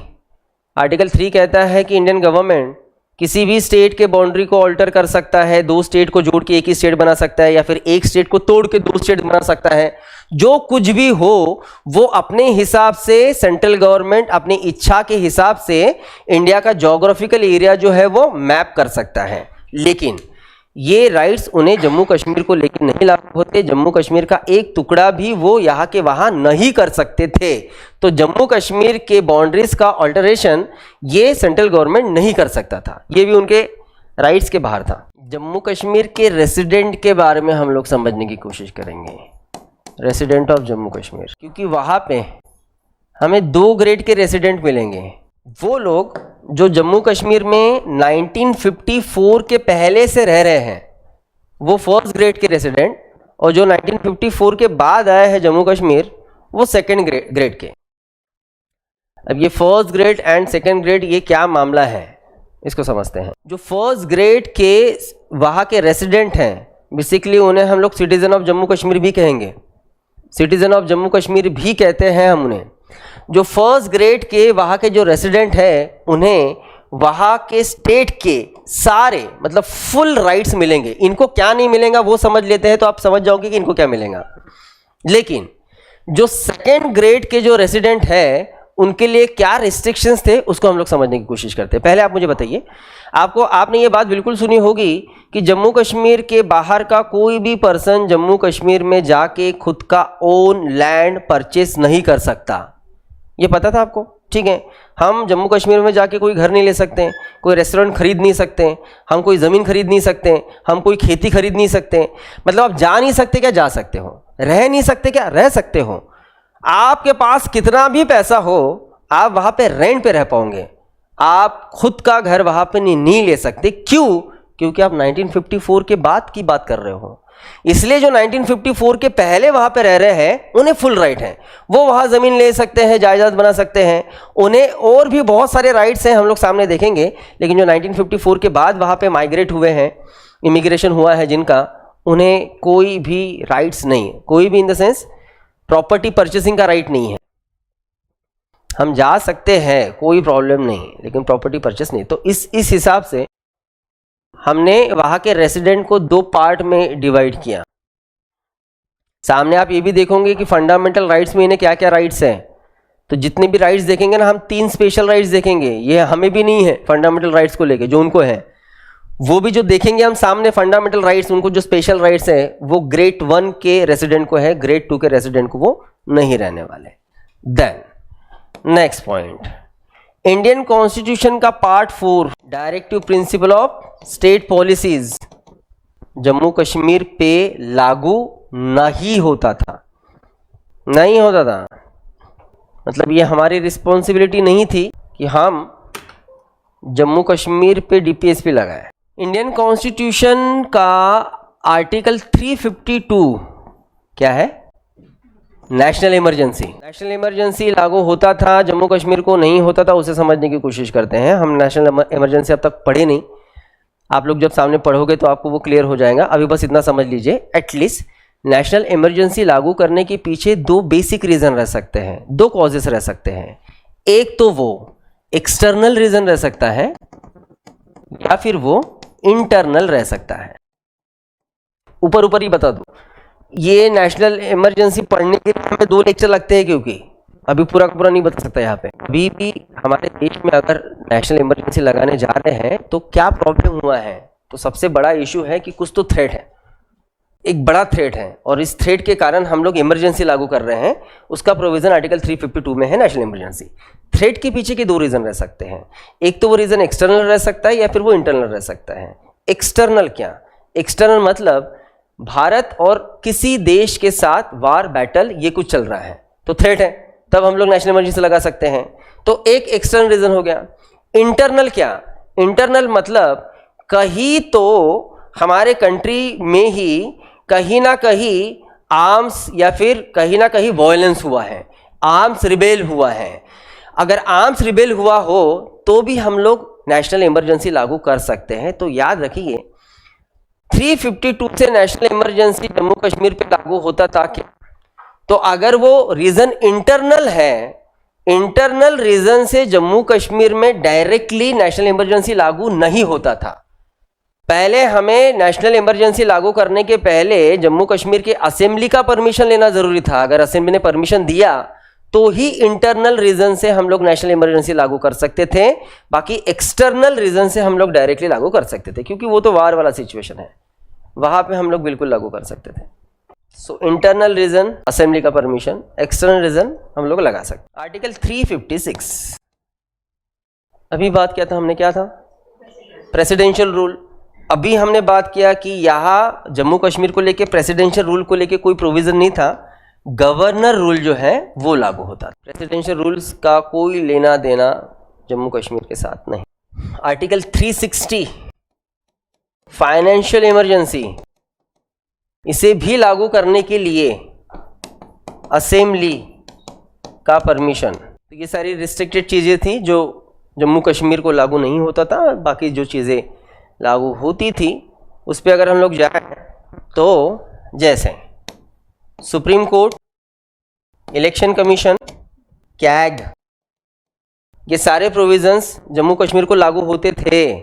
बिल्कुल सुप्रीम कोर्ट के ऑर्डर्स, जजमेंट्स, इलेक्शन कमीशंस के पावर्स और कैग का ऑडिटिंग पावर, ये सारी चीज़ें लागू होती थी। एक बात मैंने तभी क्लियर कर दी थी, लेकिन ठीक है फिर से हम लोग यहाँ नोट कर लेते हैं कि article number 1 and article number 370 एक ही साथ लागू होते थे, स्टेट भी था और स्पेशल स्टेट भी। सबसे इंपॉर्टेंट बात, फंडामेंटल राइट्स मतलब पार्ट नंबर 3 इंडियन कॉन्स्टिट्यूशन का, ये जम्मू कश्मीर को लागू होता था क्या? तो यस, बिल्कुल होता था। पूरे फंडामेंटल राइट्स लागू होते थे। इसके अलावा तो एक्सेस में भी लागू होते थे। अब एक्सेस में लागू होते थे मतलब क्या?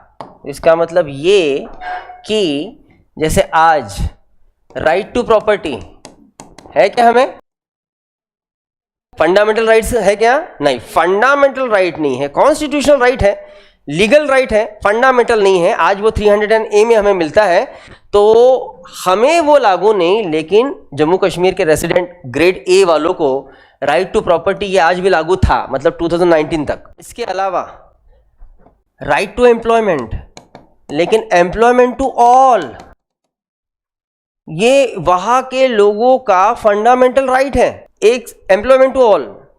एक सेकेंड के लिए आप ये राइट खुद को लागू कर लो, आपको राइट टू एम्प्लॉयमेंट है, लेकिन इसका मतलब ये नहीं है कि आपको एम्प्लॉयमेंट देना ये स्टेट का रिस्पॉन्सिबिलिटी है। मतलब आप आराम फरमा रहे हो और स्टेट आपको क्यों देगा एम्प्लॉयमेंट? भाई हमारा जो राइट टू एम्प्लॉयमेंट है वो ये कहता है कि विदाउट एनी डिस्क्रिमिनेशन, आपका कास्ट क्या है, रेस क्या है, रिलीजन क्या है, डजेंट मैटर, सबको इक्वल अपॉर्चुनिटी मिलेगा एम्प्लॉयमेंट का, ये हमें राइट मिलता है। यहां जम्मू कश्मीर के रेसिडेंट को ये जो एम्प्लॉयमेंट का राइट है ये है एम्प्लॉयमेंट टू ऑल।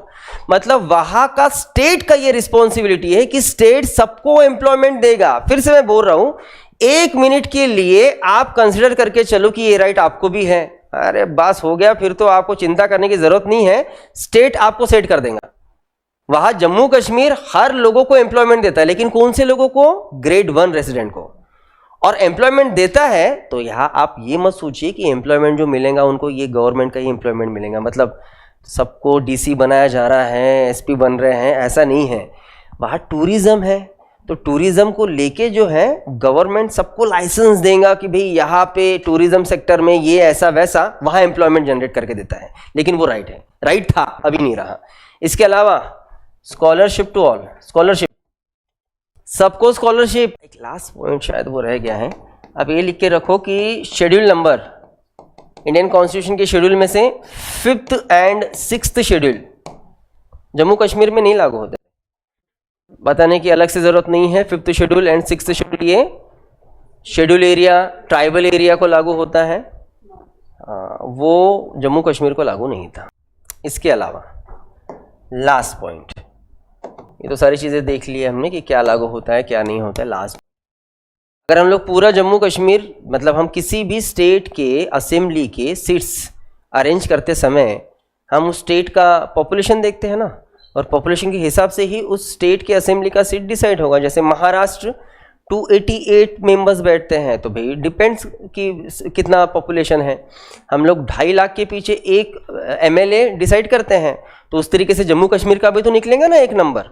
अगर हम लोग जम्मू कश्मीर का असेंबली का नंबर निकाले तो वो एक्चुअली पॉपुलेशन के बेसिस पे निकलता है 111, ये असेंबली का उनका नंबर निकलता है। लेकिन ये जो नंबर्स निकल रहे हैं असेंबली के 111, ये हमने पूरा जम्मू कश्मीर कंसिडर किया, मतलब उसमें पीओके भी कंसिडर है। लेकिन पीओके ये आज हमारे देश में है क्या? नहीं है ना। जब हम पूरे जम्मू कश्मीर की बात करते तो 111 इतने सीट्स बनती हैं, लेकिन पीओके पाकिस्तान में जाने के कारण, मतलब वो एरिया पाकिस्तान में जाने के कारण लगभग इसमें से 24 सीट्स माइनस करनी रहती हैं। बचे हुए 87 इतने असेंबली में जम्मू कश्मीर के बैठते थे। 87 में से कंपलसरी वहां के गवर्नर 2 वुमेन्स नॉमिनेट करते थे। 87 में 2 वुमेन्स नॉमिनेट बाय गवर्नर। मतलब देखो कि बाकी स्टेट और जम्मू कश्मीर में कितना फर्क है। महाराष्ट्र में हम वुमेन्स को मतलब ऐसे कोई नॉमिनेशन वाला कुछ है क्या मामला? किसी स्टेट में नहीं है। हमारे इंडियन कॉन्स्टिट्यूशन में क्या प्रोविज़न था कि स्टेट में मैक्स टू मैक्स एक एंग्लो इंडियन गवर्नर अपॉइंट कर सकते हैं, वहाँ पे वुमेन्स को लेकर रिप्रेजेंटेशन हमें दिखता है। ठीक है, अब जो कुछ 2019 के बाद हुआ है, अब उसके बाद बहुत सारी चीज़ें जो है वो बदल गई है। लास्ट टू लास्ट ईयर 2014 में जम्मू कश्मीर के लिए एक डेलिमिशन अपॉइंट किया गया। डेलिमिशन कमीशन क्या रहता है? डेलिमिशन कमीशन किसी भी पर्टिकुलर स्टेट को लेके डिसाइड करता है कि उस स्टेट के असेंबली में कितने सीट्स रहना चाहिए। तो वो डेलिमिशन जो है वो जम्मू कश्मीर के लिए लागू हुआ था। उस डेलिमिशन ने कुछ नए नंबर्स दिए हैं कि अब जम्मू कश्मीर असेंबली में कितने सीट्स रहेंगे। इसके अलावा उसी जम्मू कश्मीर असेंबली में आप schedule caste and schedule tribes को भी रिजर्वेशन दिया है। पहले नहीं था तो क्यों नहीं था? क्योंकि 5th एंड 6th शेड्यूल लागू नहीं होता था उन्हें, इसलिए नहीं था। आज तो लागू होता है ना, पूरा कॉन्स्टिट्यूशन लागू होता है। तो आज असेंबली में कितने नंबर्स है, इसके अलावा शेड्यूल कास्ट शेड्यूल ट्राइब्स को कितना क्या रिजर्वेशन है, ये सारे नंबर्स आपने निकालना है। कल मैं चेक करूँगा। ठीक है, आज डेलिमिशन कमीशन ने बस आपको नंबर निकालना है और SC ST का रिजर्वेशन रिजर्व सीट कितना है वो देखना है, और कुछ नहीं। ठीक है, चलो और एक छोटा सा पॉइंट देखेंगे हम लोग, ऑफिशियल लैंग्वेज। आज आप किसी भी देश में चले जाइए तो उस देश का जो भी ऑफिशियल लैंग्वेज है वो उस पर्टिकुलर देश का ही लैंग्वेज है। मतलब आपको पता होगा कि इंग्लैंड और फ्रांस ये लगभग एक दूसरे के अगल बगल में रहने वाले देश, लेकिन फ्रांस में आज भी उनका लोकल लैंग्वेज ही चलता है। आप जर्मनी में चले जाओ, लोकल लैंग्वेज ही चलेगा, वो इंग्लिश को बिल्कुल कोई इंपॉर्टेंस नहीं देने वाले हैं। आप यहाँ चले जाओ स्विट्ज़रलैंड में, तो स्विट्ज़रलैंड में तो भाई 4 ऑफिशियल लैंग्वेज है, एक छोड़ दो आप, 4 ऑफिशियल लैंग्वेज है उस कंट्री में, ठीक है। इंडिया का बात जो था वो निराला था, लेकिन इंडिया में इसको लेके बड़ी प्रॉब्लम थी। देखो मामला क्या था। इंडिया में लगभग 180 ईयर्स ब्रिटिश रूल चला, और जब ब्रिटिश रूल था तो उस टाइम पे जो हमारा ऑफिशियल लैंग्वेज होगा, यूनिवर्सिटी होगी या फिर कोर्ट्स हो गए या फिर असेंबली होगा या फिर जो भी मामले हो गए, वॉइस रॉय का काउंसिल एंड बाकी सारी चीज़ें, जहाँ पे इंडियंस भी अपॉइंटेड थे, तो ऑफकोर्स वो किस लैंग्वेज में बात करते होंगे? ऑफकोर्स इंग्लिश ना। मतलब उस टाइम पे जो हमारा ऑफिशियल लैंग्वेज था वो तो इंग्लिश ही था। लेकिन जब ब्रिटिश रूल यहाँ से हट गया तो फिर अब ये सोचने वाली बात थी ना भाई कि अब हमें जब आज़ादी मिली तो हमारा ऑफिशियल लैंग्वेज क्या रहना चाहिए या फिर क्या रहेगा, हम लोग इंग्लिश ही कंटिन्यू करें क्या? ये बड़ी मामला था। तो मैक्सिमम असेंबली मतलब आपके जो कॉन्स्टिट्यूशन असेंबली के जो मेंबर्स थे उनका तो ये कहना था कि नहीं, इंग्लिश क्यों रखेंगे हम लोग, अब हम लोग आज़ाद हो गए, हम हमारे लैंग्वेज को जो है वो हमारे ऑफिशियल लैंग्वेज को बनाएंगे, ऑफिशियल लैंग्वेज बनाएंगे। लेकिन इंडिया का कोई लैंग्वेज ऑफिशियल लैंग्वेज बनाने में दिक्कत नहीं थी। दिक्कत बस ये थी कि इंडिया में अगर हम लोग कितने लैंग्वेज बोले जाते हैं, अगर उनका नंबर निकाले तो लगभग ये लैंग्वेज के नंबर्स निकलते हैं लगभग 800 के आसपास। 800 बोल रहा हूँ मैं, 800 लैंग्वेजेस। अब ठीक है, उसमें से कुछ लैंग्वेजेस मेजोरिटी से बोली जाती है, कुछ नहीं बोली जाती हैं। तो इन सारे लैंग्वेजेस में से हमने देखना था कि भाई हम किस लैंग्वेज को एज ए ऑफिशियल लैंग्वेज हम लोग उसे बनाएं, कि जो पार्लियामेंट में हम यूज़ करेंगे, जो सेंट्रल एंड स्टेट के बीच में जब कम्युनिकेशन होगा तो भी उसे हम लोग यूज़ करेंगे।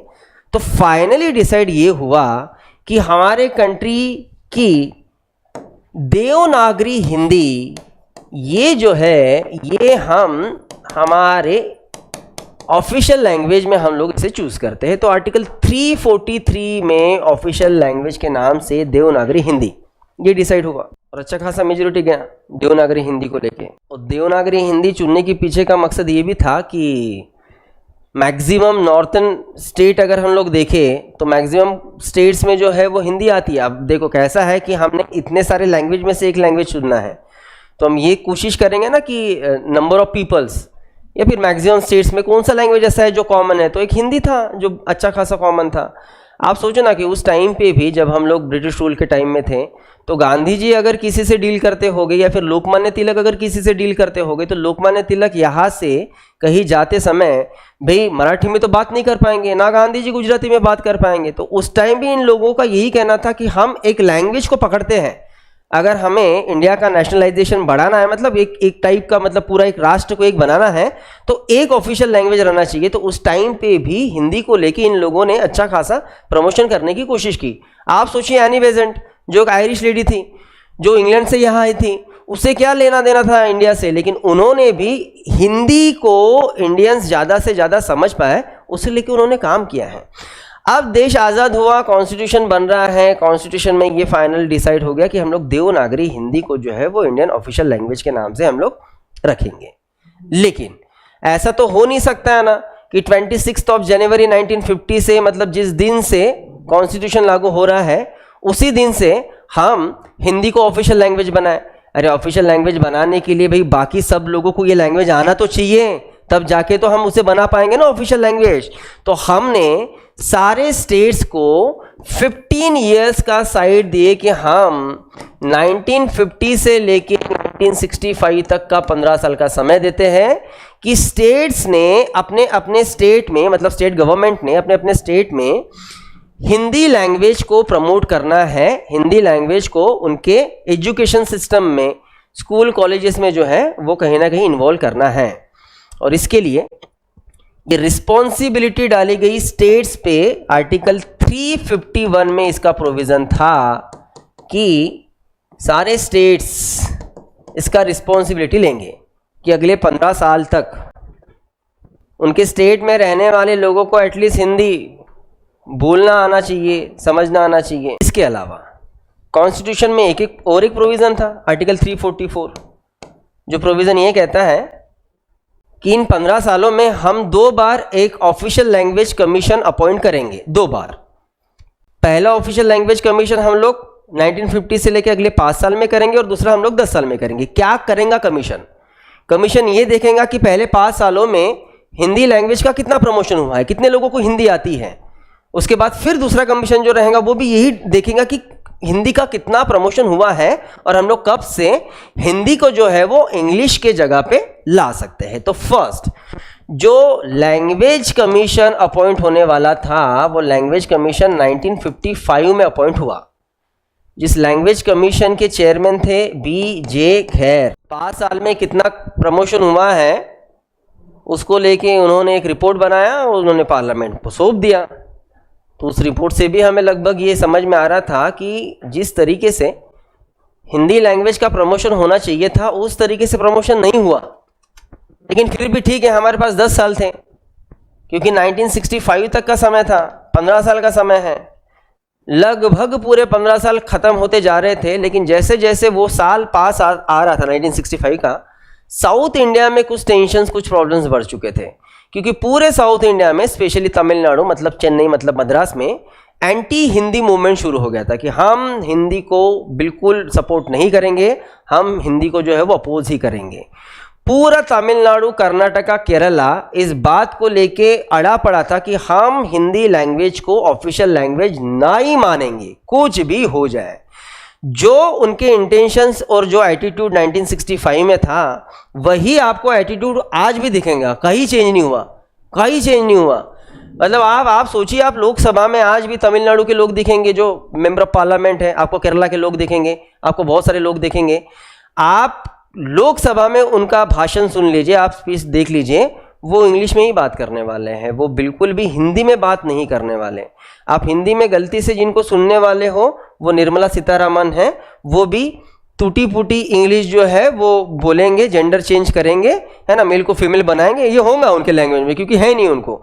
और वो भी हिंदी इसलिए बोलेंगे क्योंकि भाई वो फाइनेंस मिनिस्टर हैं, वहाँ पे वो बायस हूँ मैं ऐसे नहीं दिखा सकते। लेकिन लैंग्वेज को लेके साउथ में आज भी बहुत मेजर टेंशन है, बहुत ज़्यादा। और जितना सदर्न पार्ट में जाओगे उतना प्रॉब्लम है। मतलब आप यहाँ से महाराष्ट्र छोड़ दो, आप तेलंगाना चले जाओ, तेलंगाना के लोग बोल लेंगे अच्छी खासी हिंदी, कोई प्रॉब्लम नहीं है। हैदराबाद जाओ आपको टेंशन नहीं आएगा कि भाई हम कैसे डील करें लोगों से, नहीं, कोई प्रॉब्लम नहीं, आप बोल सकते हो। हैदराबाद स्पेशली यहाँ तेलंगाना और आंध्र प्रदेश में ठीक ठीक है। लेकिन और अंदर चले गए आप, मतलब आप कर्नाटका चले गए, बैंगलोर चले गए, आपकी दिक्कतें शुरू हो गई। आपको ऑटो भी पकड़ना है तो आप हिंदी में बात नहीं कर पाओगे, उसको उसकी लैंग्वेज आती है या फिर उसको टूटी फूटी इंग्लिश आती है। आपको कितनी भी अच्छी इंग्लिश आ जाए, उसकी टूटी फूटी इंग्लिश से आपको एडजस्ट करना है, उसकी टूटी फूटी इंग्लिश से जो है आपको एडजस्ट करना है। और नीचे जाओगे, तमिलनाडु जाओगे तो प्रॉब्लम्स और बढ़ जाएंगे। और सबसे सदन में जाओगे केरला में तो फिर तो भूल ही जाओ, है ना, आपको हिंदी का कुछ भी नहीं दिखने वाला। जितने भी लैंग्वेज को लेके डिस्प्यूट्स है, मतलब देखो लास्ट ईयर या फिर 2-3 महीने के पहले मुंबई में जो चल रहा था कि हिंदी को हम लोग वो नहीं करेंगे, मराठी में बात करो, ये करो वो करो, ये एक्चुअली शुरू हुआ है सदन से, साउथ इंडिया से शुरू हुआ है ये सारा नाटक, साउथ इंडिया से। वो भी हिंदी एंड बाकी लैंग्वेज को लेके वो अपोज करते ही थे, आज भी वो उतना ही अपोज करते हैं। अपोज करने के पीछे देखो उनका मकसद क्या है, मकसद समझना जरूरी है। जैसे 1965 में भी उन्होंने जो वहाँ पे मूवमेंट चलाया, एंटी हिंदी मूवमेंट, उनका कहना यह था कि भाई क्यों हमें परेशान कर रहे हो, हमें हिंदी नहीं समझ में आ रही है, हम बहुत कोशिश कर लिए लेकिन हमसे हिंदी नहीं समझ में आती है, हमसे नहीं पढ़ना होता है, आप हम पे ज़बरदस्ती मत करो। ये उनका कहना है कि उन्हें हिंदी समझ में नहीं आती। आप आज किसी ब्लॉकबस्टर मूवी को लगा दो, सलमान खान, शाहरुख खान का, वो बड़ा वहाँ पे सुपरहिट हो जाएगा, तब हिंदी आ जाती है सबको। लेकिन जब बोलने की बारी आए तब तमिलियंस नहीं बोलेंगे। उसके पीछे का मकसद बड़ा क्लियर था, एक्चुअली इसमें पॉलिटिक्स था। और पॉलिटिक्स ये कि उनका क्वेश्चन था कि हिंदी ही क्यों, तमिल क्यों नहीं, तेलुगु क्यों नहीं, कन्नड़ क्यों नहीं। उनका कहना यह है कि अगर हिंदी को अगर हम लोग ऑफिशियल लैंग्वेज बनाए, अगर हम लोग सपोर्ट करें, तो बाद में नॉर्थन इंडिया का ही जो है वो कहीं ना कहीं प्रेशर लोकसभा में, मतलब पार्लियामेंट में बनेगा और हम कहीं तो माइनॉरिटीज़ में जाएंगे, इसलिए वो हिंदी को सपोर्ट नहीं करे। 1965 में तो हमारे कंट्री में कई रिवॉल्ट्स हुए, मद्रास में कई मारामारी हुई, कई जो बसेस जलाए गए, रेलवे जलाए गए, गवर्नमेंट का अपोज किया गया और ये डिक्लेयर कर दिया गया कि कुछ भी हो जाए हम हिंदी को सपोर्ट नहीं करेंगे। इसलिए फाइनली 1965 के बाद 1967 को गवर्नमेंट ने खुद एक प्रपोजल लाया कि ठीक है, एज अ ऑफिशियल लैंग्वेज हम हिंदी को ही डिक्लेयर ऐसे नहीं कर रहे हैं। मतलब मामला ये है कि हम हिंदी के साथ साथ इंग्लिश इस लैंग्वेज को भी रख रहे हैं, हम इंग्लिश को पूरी तरीके से नहीं हटा रहे हैं। इसलिए आज भी आपको पार्लियामेंट या फिर बहुत सारी जगह पे इंग्लिश ये लैंग्वेज दिखेगा, नहीं तो इंग्लिश वाला मैटर 1965 में ही शायद फिनिश हो गया रहता। ठीक है, तो बस ये 3 प्रोविजन जरूरी है कि 351 स्टेट का responsibility, 344 language commissions, 2 language commissions appoint होने वाले थे, उसमें से हमने एक ही लिखा जो 1955 में हुआ है, बीजे खैर, क्योंकि सेकेंड लैंग्वेज कमीशन जो 1965 में आने वाला था वो कभी आया ही नहीं, वो बना ही नहीं क्योंकि अपोज ही इतना था। ठीक है, और article 343 Devanagari Hindi official language. चलो, या हमारे जो छोटे छोटे टॉपिक्स थे वो हो गए फिनिश।